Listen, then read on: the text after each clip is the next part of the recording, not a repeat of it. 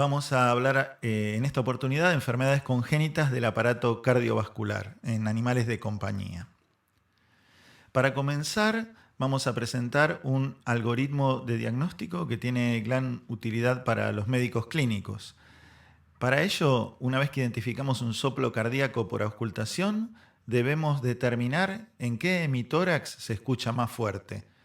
Si el soplo se escucha más fuerte en el hemitórax derecho y es sistólico, tenemos dos posibilidades: comunicación interventricular o propagación de una estenosis subaórtica. Si el murmullo o soplo se escucha más fuerte en el hemitórax izquierdo y es sistólico, tenemos tres posibilidades: una estenosis de la válvula pulmonar, una estenosis subaórtica o una comunicación interventricular. Si el soplo es continuo, en el 90% de los casos es un ductus arterioso persistente. Para determinar, una vez que ubicamos el foco más fuerte en el hemitórax correspondiente, tenemos que realizar radiografías de tórax y electrocardiograma. Si el agrandamiento es biventricular, puede ser una comunicación interventricular. Si está agrandado el ventrículo derecho, una estenosis pulmonar. Y si está agrandado el izquierdo, pensaremos en una estenosis subaórtica. Recordemos que esta es una síntesis para ayuda diagnóstica para el médico clínico. Cuando nos encontramos con un soplo o murmullo continuo en el hemitórax izquierdo y realizamos electro y radiografía, vamos a valorar el agrandamiento ventricular. Si el agrandamiento es biventricular y está aumentada la vascularización pulmonar y el eje es normal, entonces debemos pensar en un ductus arterioso persistente, que lo confirmaremos por ecocardiograma. Esta última patología es quirúrgica. Si está agrandado el ventrículo derecho con sistema vascular normal y el eje está a la derecha, debemos rechequear para estenosis pulmonar. Y si ocurre que está agrandado el ventrículo izquierdo y el sistema vascular es normal y el eje está desviado a la izquierda, debemos rechequear el animal por estenosis subaórtica. En el caso de tener la sospecha diagnóstica de una estenosis pulmonar, vamos a tener un soplo sistólico izquierdo, vamos a hacer electro y radiografía de tórax. Si está agrandado el ventrículo derecho y el sistema vascular pulmonar es normal y el eje está a la derecha, hacemos eco para confirmar la estenosis pulmonar.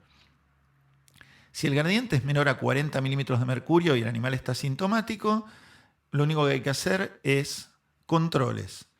Si el gradiente está entre 50 y 80 milímetros de mercurio y el animal puede estar asintomático o sintomático, entonces ahí podemos hacer tratamiento farmacológico y o cirugía. Ahora, si el gradiente es superior al 80 milímetros de mercurio y el animal está asintomático, se indica directamente la cirugía. Ahora, ¿qué sucede si tenemos sospecha de estenosis pulmonar, pero cuando realizamos electro y rayos está agrandado el ventrículo izquierdo y el eje está a la izquierda? Entonces debemos reconsiderar el diagnóstico y pensar en una estenosis subaórtica. Lo mismo si cuando hacemos dichos estudios el agrandamiento es biventricular y hay aumento de vascularización pulmonar con eje normal, ahí debemos reconsiderar para comunicación interventricular.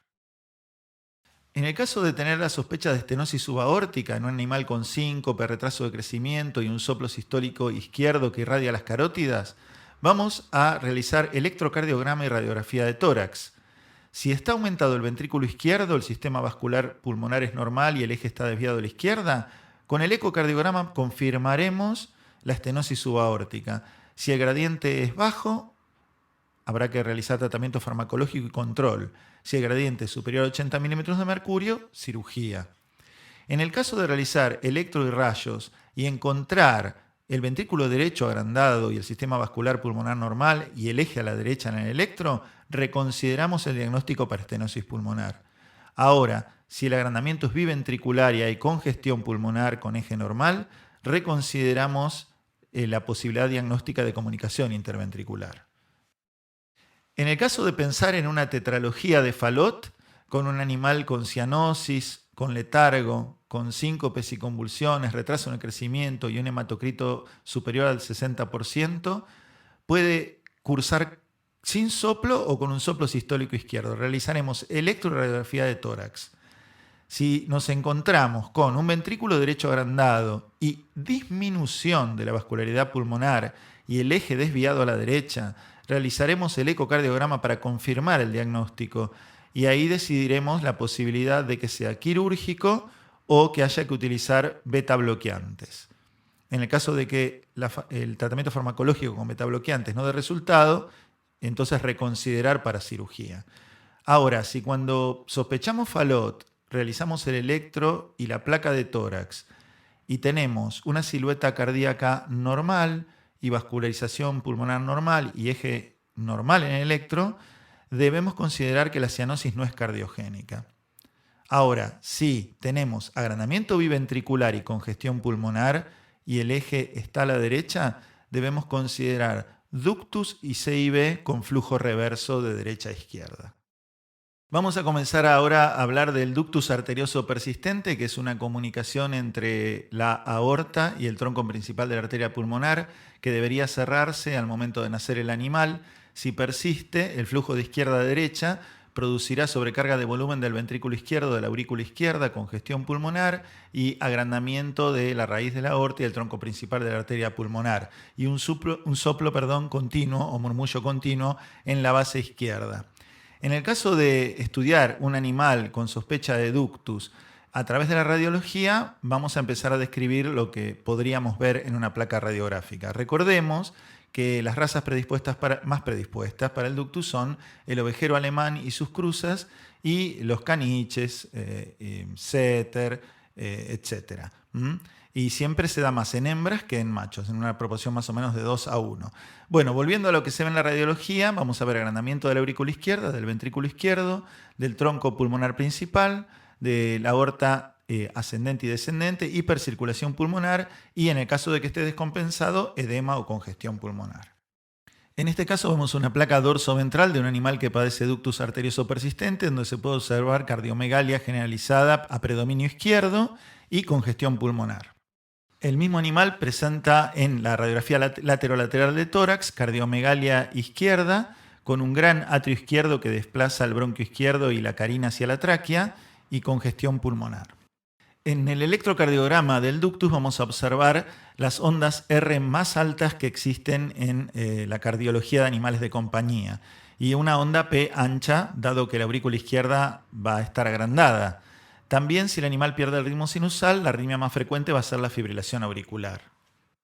En este caso observamos un electrocardiograma bastante típico de un animal con ductus arterioso persistente, donde se observa una onda R muy alta, una onda P con base amplia y alta en el voltaje, y el segundo latido comenzando de la izquierda es un complejo ventricular prematuro. Vamos a hablar ahora del ecocardiograma bidimensional y modo M, los hallazgos en el ductus arterioso persistente. Vamos a encontrarnos con una hipertrofia excéntrica debido a la sobrecarga de volumen, un agrandamiento de la aurícula izquierda, la dilatación del tronco principal de la arteria pulmonar, y el ventrículo izquierdo va a tener una buena fracción de acortamiento o puede empezar a presentar una fracción de acortamiento baja desde el momento del diagnóstico. Esto divide a los animales con ductus en dos categorías: los animales que cursan con una miocardiopatía por sobrecarga de volumen y aquellos en los que está preservada la función contráctil del ventrículo. En el ecocardiograma bidimensional, el ductus no es tan fácil de visualizar. En el ecodoppler vamos a observar un flujo turbulento en el tronco principal de la arteria pulmonar que a veces llega hasta la válvula pulmonar y la desorganiza, provocando reflujo pulmonar secundario, un flujo turbulento en la bifurcación de la arteria pulmonar y en la aorta, y una insuficiencia mitral asociada por dilatación del anillo. Para pensar la resolución del ductus tenemos que considerar la edad, ya que es óptimo operar los animales antes de los 2 meses de edad. Si no llegan a la consulta en esa edad, la segunda ventana para el tratamiento sería hasta los 6 meses. Hay que considerar que la mortalidad de procedimiento es de 0,5% hasta los 6 meses de edad, pero entre los 6 meses y un año aumenta hasta un 10%, por eso hay que tratar de operarlos cuanto antes. Y hay que considerar la dirección del shunt, hay que operar los animales con shunt de izquierda a derecha, y hay que considerar el estadio funcional, que es una combinación de los signos clínicos más los datos ecocardiográficos. En el caso de la clase funcional 1, hay una dilatación del ventrículo izquierdo compensado, la función del ventrículo es normal y no hay síntomas. En la clase funcional 2 tenemos una sobrecarga de volumen, comenzó la falla de bomba, la fracción de acortamiento comienza a bajar y el animal tiene sintomatología moderada. En la clase 3 hay una marcada reducción de la función ventricular izquierda, hay muchos síntomas, pero con tratamiento el problema puede llegar a ser reversible con tratamiento farmacológico previo a la cirugía. En esta imagen podemos observar un corazón explantado de un paciente con ductus no operado, donde se marca la aorta, la arteria pulmonar y el ductus, que es ancho y grueso, comunicando ambas arterias. Recordemos que anatómicamente hay 6 tipos de ductus de acuerdo al flujo, 1 a 6, 1 muy poco flujo, 6 un gran flujo. Este sería un ductus tipo 4 o 5, que es lo habitual de encontrar en la clínica. En este caso observamos la pinza pasando por debajo del ductus y el corazón dilatado por la sobrecarga de volumen. Esta es una pieza de disección donde se muestra un ductus aneurismático dilatado. Esa es otra posibilidad. A veces el ductus puede ser estrecho en el extremo aórtico, estrecho en el extremo pulmonar, estrecho en ambos extremos o dilatarse de modo aneurismático. Aquí estamos viendo el ductus desde abajo y en relación a la aorta. Aquí está abierta la pieza y la pinza está introduciéndose a través de la luz del ductus hacia la aorta. El principal diagnóstico diferencial del ductus arterioso persistente es la ventana aórtico-pulmonar. En la ventana aórtico-pulmonar falla, desde el punto de vista embriológico, el tabique espiralado que separa la aorta de la pulmonar cuando se está formando el corazón. Esto provoca una comunicación muy amplia, donde lo que falta es un segmento de pared entre ambas arterias y puede estar muy cercano a la base del corazón o alejado. El tema con la ventana aórtico-pulmonar es que se producen las mismas razas en las que se produce el ductus y produce los mismos cambios auscultatorios, radiológicos y electrocardiográficos. Lo que varía es la ecocardiografía y, si se puede realizar angiografía, sería el diagnóstico de elección. Aquí observamos una radiografía lateral de un cachorrito con ventana aórtico-pulmonar donde hay cardiomegalia izquierda generalizada y congestión pulmonar. Esta radiografía del mismo paciente es en la incidencia dorsoventral. Se observa cardiomegalia izquierda, en el centro de la imagen un atrio izquierdo agrandado y los 2 bronquios fuentes divergiendo a partir del atrio y congestión pulmonar. En esta pieza anatómica se puede observar una gran ventana aórtico-pulmonar. La pinza entra por la luz de la aorta y sale por la pulmonar. Se observa el tabique incompleto que separa la aorta de la pulmonar y una gran sobrecarga de volumen del ventrículo izquierdo. En la misma pieza anatómica ahora se ve en otra vista el ingreso de la pinza hacia la luz de la arteria pulmonar y la membrana incompleta de la ventana aórtico-pulmonar. Este es un caso más atípico de ventana aórtico-pulmonar porque el orificio de comunicación se encuentra entre la aorta descendente y la rama izquierda de la arteria pulmonar. Esto puede provocar edema pulmonar unilateral y un soplo continuo. La disección de la pieza del caso anterior, donde se señala el orificio de comunicación. En este caso observamos un paciente con ductus con flujo reverso de derecha a izquierda. Se puede observar en la radiografía lateral la cardiomegalia derecha y hipoflujo pulmonar. El mismo paciente anterior en la vista dorsoventral radiológica, donde se observa cardiomegalia generalizada, predominio derecho e hipoflujo pulmonar. Un paciente operado de ductus arterioso persistente con disminución de la cardiomegalia izquierda y mejoría del patrón de congestión pulmonar. El mismo paciente del caso anterior, en la vista dorsoventral, ausencia de congestión pulmonar y mejoría del patrón de cardiomegalia izquierda radiológica. Un electrocardiograma en ductus, donde podemos observar disminución del segmento PR, una onda delta y el patrón de preexcitación.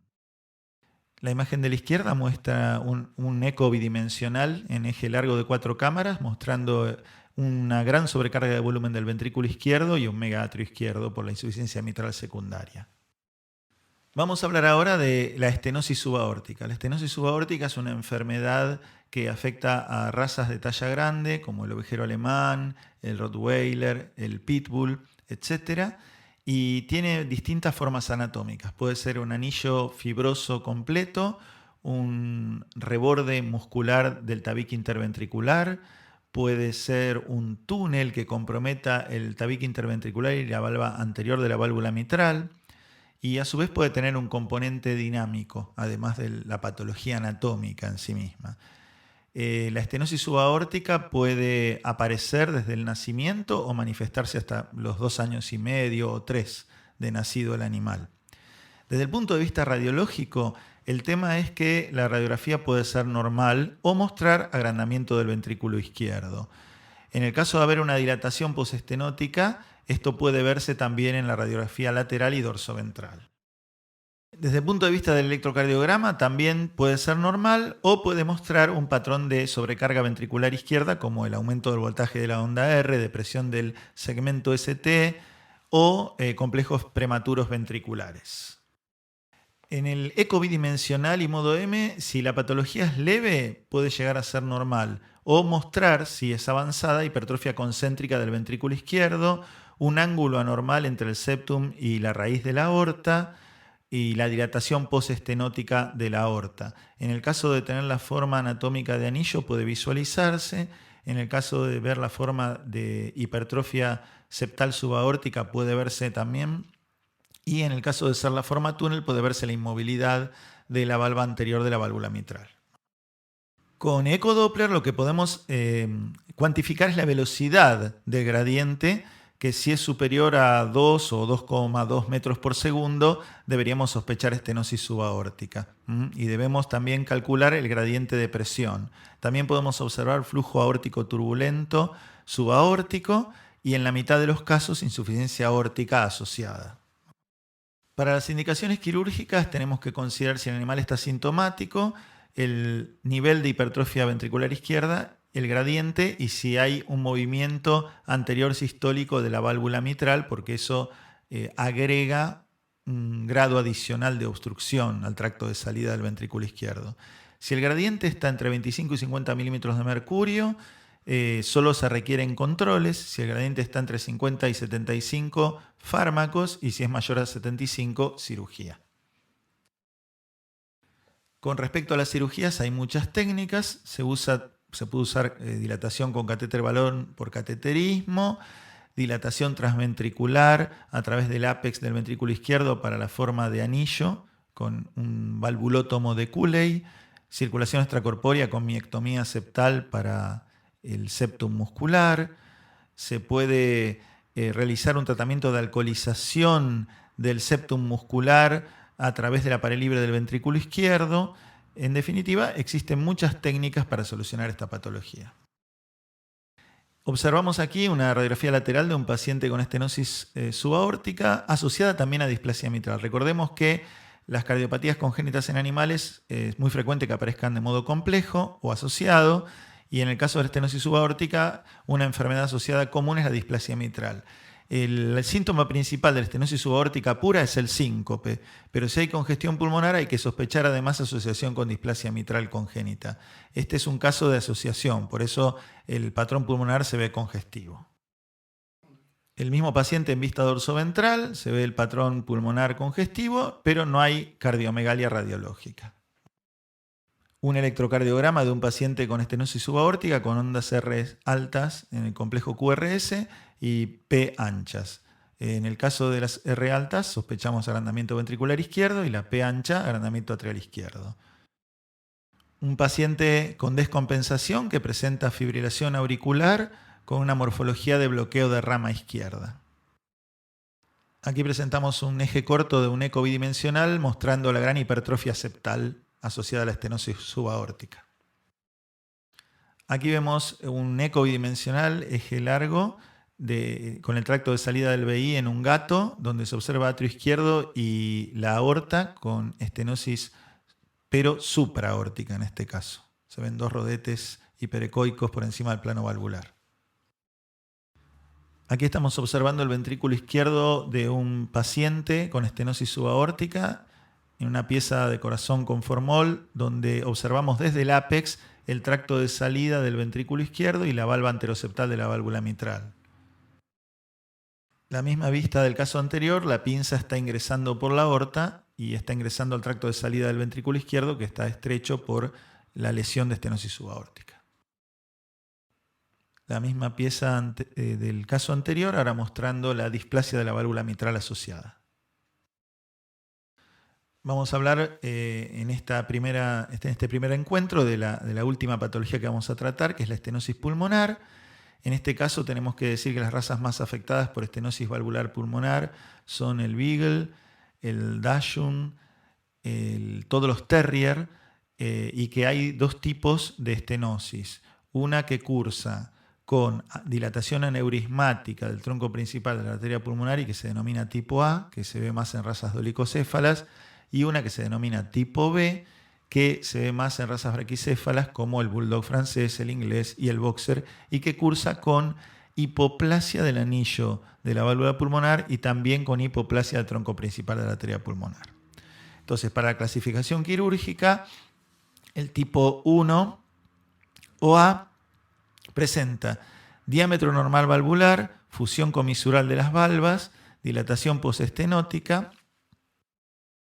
El tipo 2 o B presenta anillo valvular hipoplásico, también las valvas inmóviles o engrosadas y una hipertrofia infundibular asociada importante e hipoplasia del tronco principal de la arteria pulmonar. La tipo 3 son cualquiera de las dos anteriores asociadas a displasia tricuspidea con insuficiencia tricuspidia, y la tipo 4, cualquiera de las dos anteriores, 1 o 2, o A o B, como quiera llamárseles, asociadas a malformación coronaria, o sea, coronaria derecha única. Acá vemos un electrocardiograma típico de un animal con estenosis pulmonar. Podemos observar complejos QS y una onda P de alto voltaje. Esa onda P estaría indicando agrandamiento atrial derecho y el patrón QS sobrecarga ventricular derecha. También la flecha indica un complejo prematuro supraventricular. Otro electrocardiograma con ondas S profundas y P con alto voltaje. En este electrocardiograma podemos observar una P muy acuminada de alto voltaje y el QRS predominantemente negativo. Otro caso de estenosis valvular pulmonar.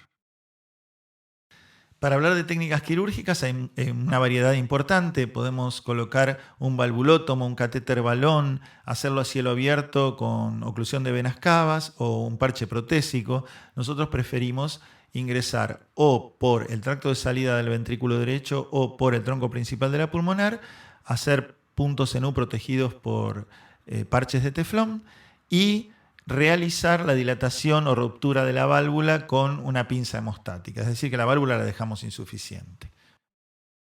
También se puede utilizar circulación extracorpórea o hacer anastomosis atriopulmonares, pero esas técnicas no están disponibles en nuestro medio. Aquí vemos un ecocardiograma de un paciente con estenosis pulmonar con hipertrofia del ventrículo derecho y aplanamiento septal en eje corto. Radiografía dorsoventral de un paciente con estenosis pulmonar con cardiomegalia derecha. Un eje largo en eco bidimensional con hipertrofia del septum y movimiento paradojal septal.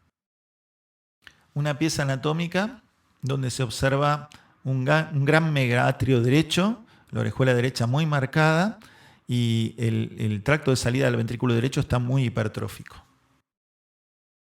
La pinza sostiene el tronco principal de la pulmonar hipoplásico e inmediatamente a la izquierda de este aparece la aorta curvándose hacia la izquierda.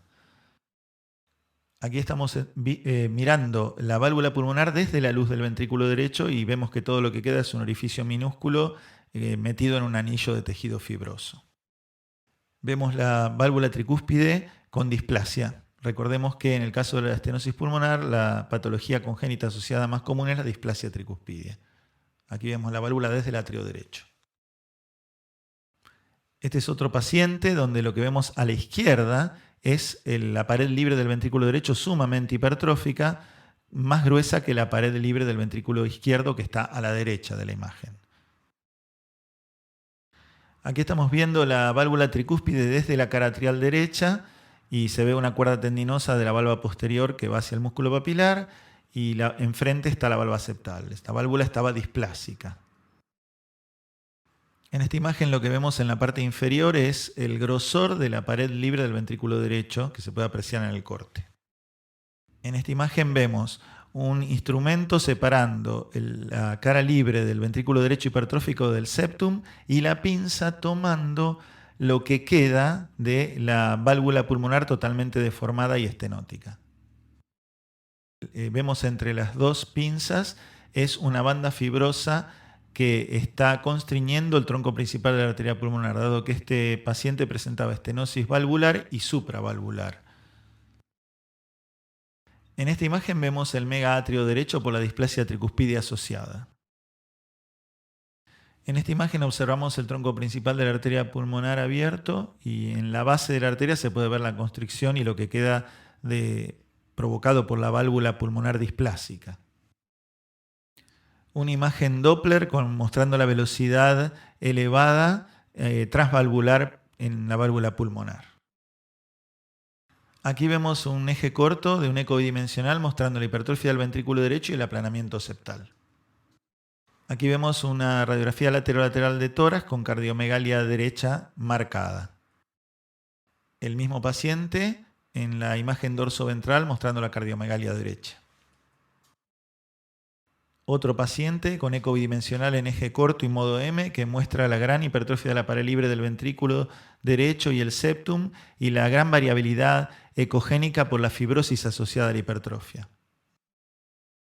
Otro paciente con las imágenes en ecocardiograma bidimensional en eje corto en la parte superior mostrando una gran hipertrofia septal. Otro paciente donde se muestra en un eje largo, en la parte superior de la imagen, el atrio derecho dilatado. Este es un paciente operado, donde se está realizando un modo M para ver la función del ventrículo izquierdo, operado de estenosis valvular pulmonar. Recordemos que en el tratamiento farmacológico de las distintas cardiopatías congénitas contamos con un arsenal terapéutico importante en la actualidad y también con las prescripciones dietéticas. En los animales sintomáticos siempre se debe indicar restricción de la ingesta salina y para eso debemos considerar alimentos como el MBET que tienen una baja cantidad de sodio, un bajo aporte de sodio. En el caso de la patología hipertrófica, toda hipertrofia se acompaña de fibrosis, con lo cual el bloqueo de la fibrosis puede estar dado por la espironolactona. Recordemos que existe en el cardial la asociación de enalapril con espironolactona que puede servir para inhibir la fibrosis, ya que la fibrosis de la hipertrofia a largo plazo puede predisponer para las arritmias. En todo lo que sea patologías congestivas, en la comunicación interventricular, en el ductus, en otras patologías congestivas como la displasia mitral congénita, en la efusión pericárdica, es necesario utilizar diuréticos. En ese caso, bueno, podemos recurrir al diurene, que es furosemida en 40 miligramos, y como coadyuvante, por supuesto, de la terapéutica, ¿no? Luego decidiremos en qué momento, se procederá a la resolución quirúrgica de las distintas patologías que tienen resolución quirúrgica, pero en el arsenal terapéutico, en la actualidad, contamos con una gran variedad de medicación, una gran variedad de fármacos que podemos utilizar para disminuir o desaparecer los síntomas o para compensar al animal para prepararlo para la cirugía.